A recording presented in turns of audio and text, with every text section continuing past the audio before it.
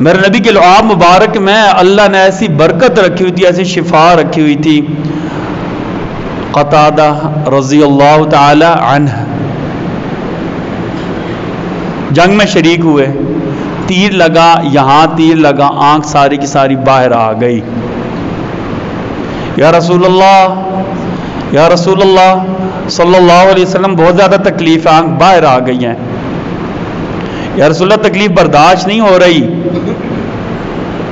آپ صلی اللہ علیہ وسلم نے ایسے اپنی مبارک ہاتھوں سے اٹھائی، آنکھ اپنی جگہ رکھی۔ جب آنکھ رکھ چکے تو آپ صلی اللہ علیہ وسلم نے اپنا لعاب، اپنا تھوک مبارک ایسے انگلی پر لگا ایسے کر دی، ایسا کر دیا۔